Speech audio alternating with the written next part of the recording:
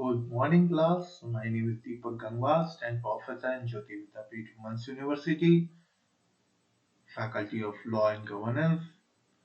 Now, what we have discussed in last class. In last class, we have discussed incomes deemed to accrue in India. So, in today's class, we'll discuss income deemed to receive in India. Okay. So what are these incomes which are deemed to received in India? According to Section 7, the following incomes are included in the scope of total income, even they are not actually received in India. So what are these? Annual acquisition to the trade balance of an employee in the cases of recognized provident fund to extent provided under rules. Access contribution of employer in case of recognized provident fund to the extent as provided in the rules. Transfer balance to be a recognized provident fund from unrecognized provident fund to the extent as provided under the rules. Now, what are these incomes? Incomes tend to accrue or rise in India, and this section comes under 9. So certain incomes are deemed to accrue or rise in India even though they may actually accrue or rise outside India. The categories of incomes under section 9 that accrue or rise in India are these: all incomes accruing or arising whether directly or indirectly through or from any business connection in India. If you are having business and you are having any business connection in India, like your business in India, your representative in India, or your office in India, you are controlling by India, any business connection directly or indirectly in India, this will call income deemed to accrue or rise in India. Any property, if you are having any property in India, then this income will also come in income deemed to accrue or rise in India. Any asset or any source of income in India, or the transfer of capital assets situated in India. Like you are having one land in India. Now you are living in US, but you are having one land in India. Now you are selling this land to another person.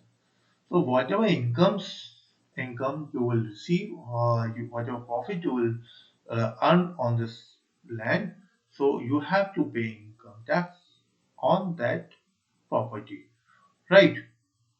Now, any other sources of income. Suppose you have deposited or money in Indian bank and you are getting interest from Indian bank. So this is also income from other sources. So and you have to pay income tax on this type of income also. Or if you have invested your money in any type of company, so you have to pay tax and you are getting some dividend. So you have to pay um, tax on this dividend also. So now what? In the case of business of which all the operations are not carried out in India, only proportionate income of such business are related to the operations carried out in India shall be deemed to accrue or arise in India. In case of non-resident who is purchasing goods in India for the purpose of export, no income shall be deemed to accrue or arise in India to him. In case of a non-resident being a person engaged in the business of running a news agency or of publishing newspaper, magazines or journals, no income shall be deemed to accrue or arise in India to him though or from activities which are confined to the collection of news and views in India. Now in case of an individual, right? So in individual's case, an individual who is not a citizen and who is non-resident, right? What will he do? So on the individual who is not a citizen of India and who is not a resident of India. So a person which does not have any partner who is a citizen of India or who is resident of India. A company which does not have any shareholder, who is a citizen of India, who is a resident of India, no income is deemed to accrue or rise in India. Such individual form of company, though are from operations which are confined to the shooting of any cinematograph film in India. Now, the term business connection shall include a person acting on behalf of the non-resident who in India exercise or has an authority to control contract on behalf of the non-resident unless otherwise his activities are limited to purchase of goods or merchandise on non-resident. Has no such authority but maintains stock of goods and merchandise in India from which he regularly delivers stock or merchandise on behalf of non-resident, secures orders in India for the non-resident and other non-resident controlled by the subject to the same common control as the non-resident. However, the term business connection shall not include cases where non-resident carries on a business though a broker, general commission agent or any independent status acting as ordinary course of business. A broker, general commission agent or an agent shall be deemed to be an independent status if he does not work mainly or wholly on behalf of non-resident. Income chargeable to tax under the head salaries is deemed to accrue or rise in India if it is earned in India. Salary payable for services rendered in India will be regarded as income earned in India, which also includes salary paid for the rest period or leave period preceded succeeded by the service rendered in India and form part of service contract of employment. A salary received by Indian uh, national from the government in respect of services rendered out of India is deemed to accrue or arise in India. However, any allowance or any perquisites paid about by a fully exempt under Section 10(7). Now, any dividend paid by an Indian company outside India is deemed to accrue or arise in India.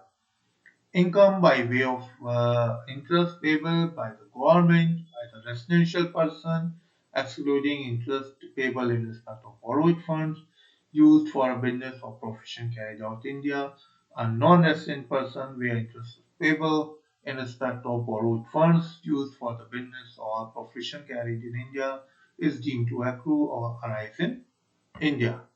Now income by way of royalty payable by the government or resident person is payable in the respect of any right or property or services utilized for a business or profession carried out of India for the purpose of earning any income.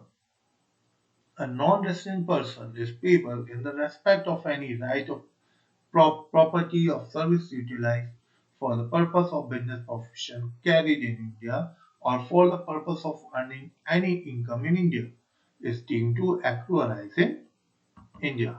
However, these provisions will not apply where the royalties are payable for the transfer of any data, drawings, etc. And under an approved agreement, the central government made before the first day of April 1976. So, a lump sum by the resident for a transfer of computer software supplied by a non-resident along with the computer or computer-based equipment is a scheme duly approved by Government of India and the income by way of which technical services payable by the income or residential income, a respect of service and a business profession for earning an income out of India, a non-resident person services utilized in a business or profession carried on by him in India or earning any income from any sources in income in India. However, the provision will not be applicable if the fees are payable under agreement made before the first day of April 1976 and approved by the central government. I hope you have understood the session. If you have any type of doubt, you can ask me And uh, if okay, one more thing, it is clarified now.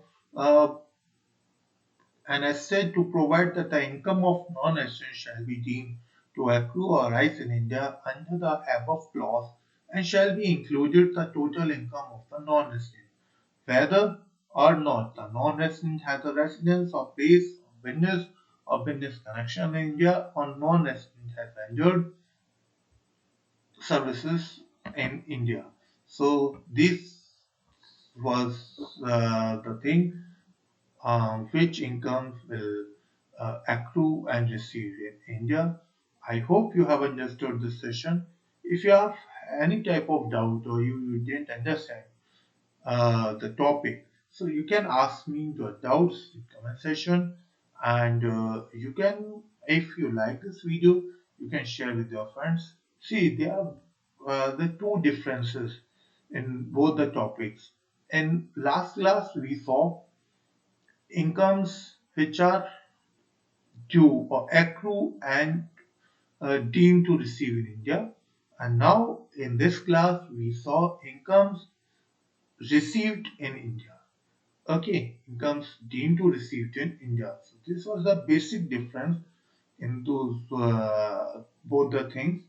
So now what we have taught till now: incomes due and received in India, incomes received in India, income deemed to receive in India, what is the meaning of income tax, need of income tax, what the scope of salaries, what is the residential status of an SSC, and how to calculate residential status. What are the five heads?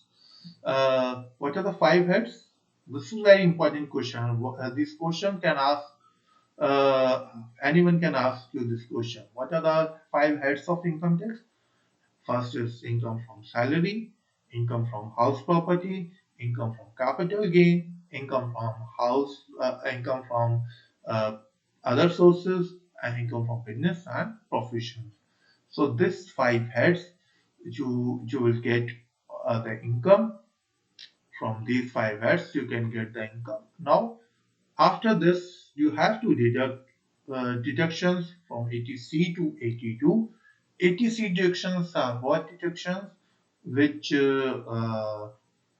suppose like your interest on PF, your life insurance policy, you are giving tuition fees. So these limits is fixed at 1,50,000. You cannot exceed or you cannot give ATC deduction more than 1,50,000. Okay, and all these things, whatever I taught you or whatever I told you, this will cover in the section C. In next classes, we'll see and we'll see one by one. We'll see deduction one by one, and separate class I'll give you on the deductions. So this is a very important topic. This you should know, and on this basis you can easily file your tax return, and you can make your career filing return also. If you are a law student, if you are a commerce student, you are a management student, these all things you should know, and this is very good for your career perspective. So good luck and learn. If you are having any type of doubt, you can leave your doubts in comment section.